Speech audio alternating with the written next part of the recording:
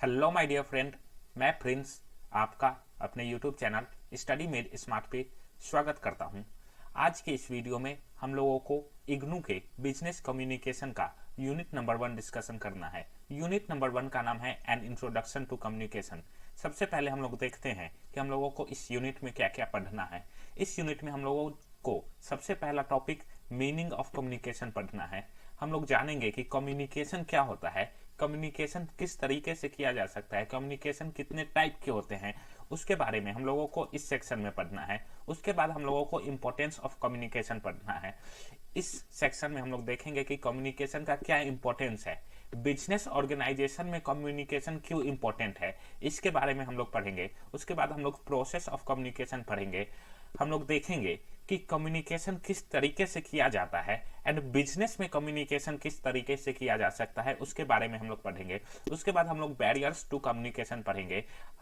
Communication करते समय हम लोगों के सामने बहुत सारे प्रॉब्लम्स आती हैं, उन प्रॉब्लम्स को बैरियर्स कहा जाता है। वो कौन कौन से प्रॉब्लम्स है उसके बारे में हम लोगों को इस सेक्शन में पढ़ना है। उसके बाद हम लोग देखेंगे कि how to remove communication barriers, means हमारे सामने जो भी कम्युनिकेशन बैरियर्स आए हैं उन बैरियर्स को हम कैसे रिमूव कर सकते हैं, उसके बारे में हम लोगों को इस सेक्शन में पढ़ना है। एंड लास्टली हम लोगों को पढ़ना है principles of effective communication, means कि हम लोग इफेक्टिव कम्युनिकेशन कैसे कर सकते हैं, उसके बारे में हम लोगों को इस सेक्शन में पढ़ना है। ओके, चलिए सबसे पहले हम लोग देखते हैं meaning of communication. Oxford dictionary defines communication as imparting or exchanging of information by speaking, writing और यूजिंग सम मीडियम। देखिए ऑक्सफोर्ड डिक्शनरी कम्युनिकेशन को कैसे डिफाइन करता है। ऑक्सफोर्ड डिक्शनरी कहता है कि कम्युनिकेशन का सिंपल मतलब है कि आप अपने इंफॉर्मेशन को एक्सचेंज कर लो। अगर आप इंफॉर्मेशन को एक्सचेंज कर रहे हो, चाहे वो आप बोल कर करें या फिर आप लिख कर करें या फिर किसी भी अदर मीडियम से, अगर आप अपने इंफॉर्मेशन को एक्सचेंज कर रहे हो तो उसको कम्युनिकेशन बोलेंगे। In simple words, the successful conveying और sharing of idea and feeling, means हम लोगों को अपने आइडियाज एंड फीलिंग को सक्सेसफुली शेयर कर लेना है, उसी को हम लोग कम्युनिकेशन कहेंगे। Okay, communication involves two or more person who exchange their view through any medium such as meeting और फेस टू फेस कम्युनिकेशन। देखिए कम्युनिकेशन क्या होता है, कम्युनिकेशन दो या दो से ज्यादा लोगों के बीच में हो सकता है, जिसमें कि हम लोग अपने आइडियाज को एक्सचेंज करते हैं। ओके, वो किसी भी मीडियम से हो सकता है, वो हम लोग मीटिंग के थ्रू भी कर सकते हैं, वो हम लोग फेस टू फेस कम्युनिकेशन के थ्रू भी कर सकते हैं। एंड बहुत सारे ऐसे मीडियम होते हैं जिसके थ्रू हम लोग कम्युनिकेशन कर सकते हैं। In modern times information technology has revolutionized the process of communication by making a variety of media available। देखिए इंफॉर्मेशन टेक्नोलॉजी के इस एज में हम लोगों का कम्युनिकेशन का प्रोसेस रिवोल्यूशनराइज हो गया है, क्योंकि हमारे पास बहुत सारे मीडियम अवेलेबल है जिसके थ्रू हम कम्युनिकेशन कर सकते हैं। हम लोग वीडियो कॉन्फ्रेंसिंग के थ्रू कम्युनिकेशन कर सकते हैं, हम लोग टेलीफोन कॉलिंग के थ्रू कम्युनिकेशन कर सकते हैं, हम लोग व्हाट्सएप एंड ईमेल्स के थ्रू भी कम्युनिकेशन कर सकते हैं। लाइक पहले हम लोग लेटर्स से कम्युनिकेट करते थे, लेकिन अब हम लोग ईमेल्स के थ्रू कम्युनिकेट करते हैं। हेंस इंफॉर्मेशन टेक्नोलॉजी ने एक बहुत ही बड़ा रोल प्ले किया है कम्युनिकेशन के फील्ड में। तो हम लोगों को उसके बारे में भी जानना है कि कैसे टेक्नोलॉजी ने कम्युनिकेशन को रिवॉल्यूशनराइज किया है। ओके, चलिए अब हम लोगों को टाइप्स ऑफ कम्युनिकेशन देखना है। बेसिकली कम्युनिकेशन के दो टाइप्स होते हैं, इंटरनल एंड एक्सटर्नल। सबसे पहले हम लोग इंटरनल कम्युनिकेशन के बारे में पढ़ते हैं। Internal communication refers to exchange of information within the organisation. देखिए जब भी हम लोग अपने इंफॉर्मेशन को ऑर्गेनाइजेशन के अंदर में ही एक्सचेंज करते हैं तो हम लोग उसको इंटरनल कम्युनिकेशन कहते हैं। फॉर एग्जांपल, अगर एक ऑर्गेनाइजेशन का सुपीरियर से सीईओ, अगर किसी ऑर्गेनाइजेशन का सीईओ अपने परचेज डिपार्टमेंट हेड के साथ कम्युनिकेट करता है तो हम लोग उसको इंटरनल कम्युनिकेशन बोलेंगे। इन द सेम वे, अगर कोई एक सुपरवाइजर किसी वर्कर के साथ कम्युनिकेट करता है तो हम लोग उसको इंटरनल कम्युनिकेशन बोलेंगे। मींस अगर ऑर्गेनाइजेशन के अंदर में विद इन द ऑर्गेनाइजेशन अगर कम्युनिकेशन हो तो हम लोग उसको इंटरनल कम्युनिकेशन बोलेंगे।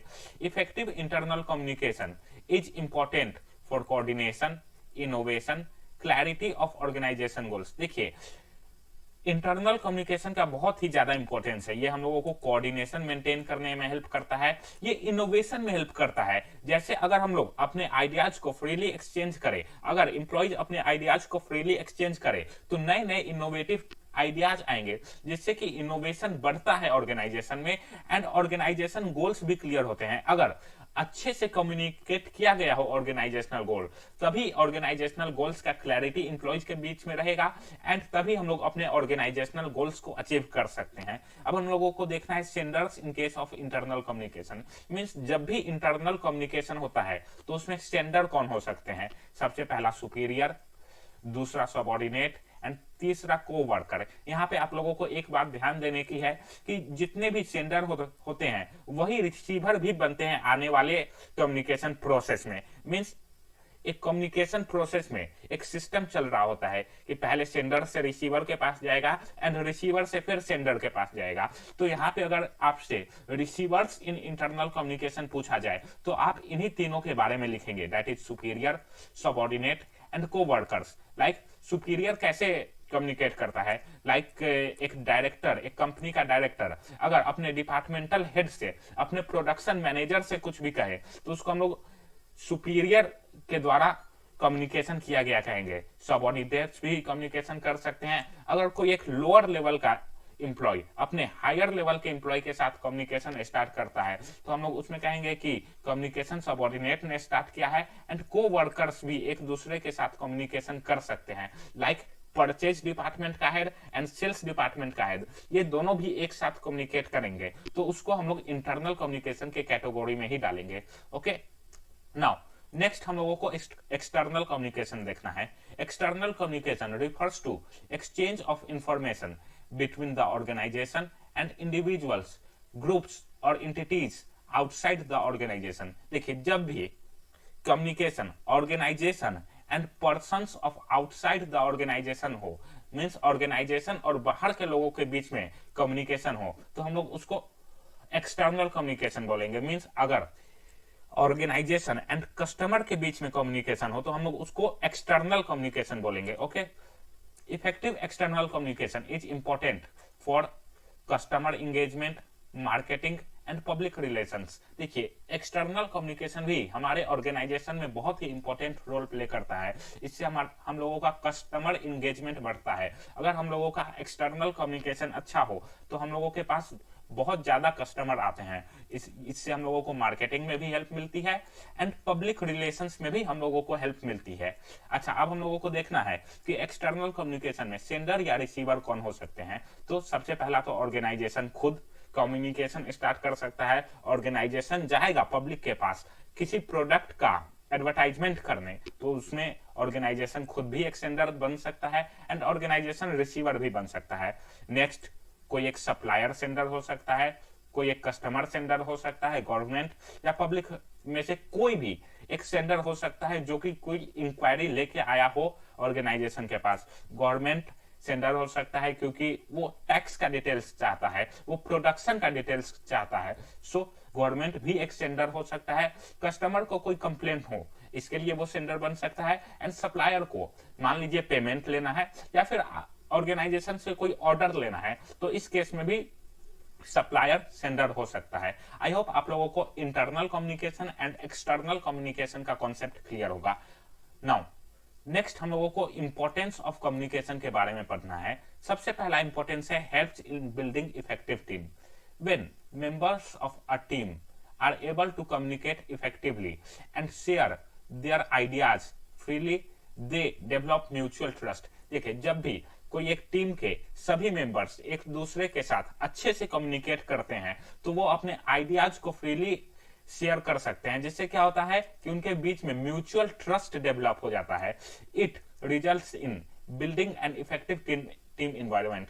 जब भी म्यूचुअल ट्रस्ट डेवलप होगा इंप्लॉइज के बीच में, तो इससे इंप्लॉइज के बीच में एक अच्छा टीम बनेगा, एक अच्छा टीम इन्वायरमेंट बनेगा, जो कि ऑर्गेनाइजेशन के लिए बहुत ही ज्यादा हेल्पफुल होता है। नेक्स्ट है imparts everyone a voice. With effective communication system, everyone has the possibility of expressing his or her idea and offer suggestion. It induces a sense of belongingness and self esteem. देखिए, जब भी effective communication होगा तो organisation के हर एक employ के पास ये opportunity होगा कि वो अपने आइडिया को शेयर कर सके। अगर उसके पास कोई सजेशन है तो वो उस सजेशन को रख सके मैनेजमेंट के सामने। इससे क्या होता है कि एम्प्लॉयज के बीच में एक सेंस ऑफ बिलोंगिंगनेस आ जाता है। उन लोगों को लगता है कि हाँ, इस ऑर्गेनाइजेशन में मेरा भी कुछ इंपॉर्टेंस है, मेरा भी वैल्यू किया जाता है। ओके, सो इससे सेंस ऑफ बिलोंगिंगनेस आ जाता है। ओके, नाउ नेक्स्ट है seed of innovation. Free exchange of idea leads to innovation and new strategy. देखिए, जब भी हम लोग आइडियाज को फ्रीली एक्सचेंज करते हैं तो हम लोगों के पास इनोवेशन होता है, हम लोगों के पास नए स्ट्रेटेजी आते हैं, क्योंकि हर एक एम्प्लॉय के पास एक अपना पॉइंट ऑफ व्यू होता है। वो अपने पॉइंट ऑफ व्यू को रखते हैं जिससे कि प्रॉब्लम सॉल्व करने में इनोवेटिव आइडियाज आते हैं। ओके, नाउ नेक्स्ट इंपॉर्टेंस है फास्ट रेमेडियल एक्शन। सबसे पहले हम लोग रेमेडियल एक्शन का मतलब समझते हैं। देखिए, रेमेडियल एक्शन का मतलब होता है ऐसे एक्शन जो कि सुधार करने के लिए लाए गए हैं। मींस अगर ऑर्गेनाइजेशन में कोई प्रॉब्लम है तो उसको सुधारने के लिए अगर कोई एक्शन लिया गया है तो उसको रेमेडियल एक्शन कहते हैं।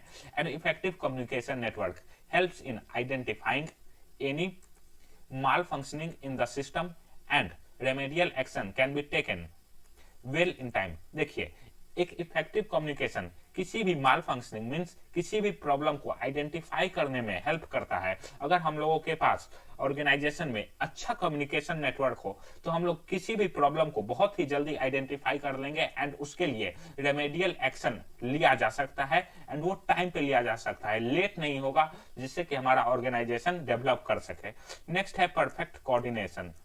Working together in an effective manner without any conflict is called coordination. देखिए, कोऑर्डिनेशन क्या होता है, सबसे पहले हम लोगों को इसको समझना है। देखिए, जब भी किसी टीम के सभी मेंबर एक साथ मिलकर काम करते हैं एंड उन लोगों के बीच में कोई भी कॉन्फ्लिक्ट नहीं होता है तो उसको हम लोग कोऑर्डिनेशन बोलते हैं। मींस एक साथ मिलकर काम करना, इसी को हम लोग कोऑर्डिनेशन बोलते हैं।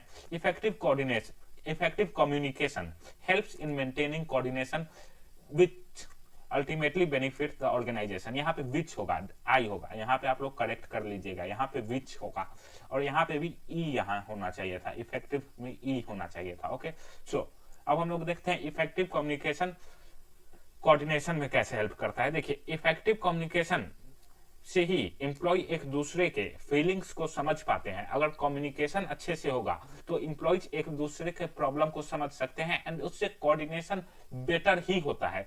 ओके, सो ये सारे कुछ इंपॉर्टेंस थे इफेक्टिव कम्युनिकेशन के। ओके, आई होप आप लोगों को आज का वीडियो क्लियर होगा। आज के वीडियो में हमने क्या क्या देखा, हमने सबसे पहले मीनिंग ऑफ कम्युनिकेशन देखा कि कम्युनिकेशन का मीनिंग क्या होता है, हम लोग कम्युनिकेशन किसे कहते हैं। बेसिकली शेयरिंग ऑफ आइडियाज को ही हम लोग कम्युनिकेशन बोलते हैं। उसके बाद हमने internal communication and external communication के बारे में पढ़ा। जब भी ऑर्गेनाइजेशन के अंदर में ही कम्युनिकेशन हो तो उसको इंटरनल कम्युनिकेशन कहते हैं and organisation and outside world के बीच में कम्युनिकेशन हो तो हम लोग उसको एक्सटर्नल कम्युनिकेशन कहते हैं। उसके बाद हमने इंपॉर्टेंस ऑफ कम्युनिकेशन के बारे में देखा। इसमें हमने बहुत सारे इंपॉर्टेंस देखे, लाइक अच्छे कम्युनिकेशन से इनोवेशन हो सकता है, कोऑर्डिनेशन अच्छे से मेंटेन होता है एंड और भी बहुत सारे इंपॉर्टेंस है इफेक्टिव कम्युनिकेशन के। ओके, आई होप आपको आज का वीडियो समझ में आया होगा। अगर आपको आज का वीडियो समझ में आया है तो वीडियो को लाइक और चैनल को सब्सक्राइब जरूर कर दे एंड अगर कोई भी कमेंट आपका है तो आप लोग हमारे इंप्रूवमेंट के लिए अपना कमेंट जरूर दे, जिससे कि हम लोग इंप्रूव कर सके। Okay, thank you.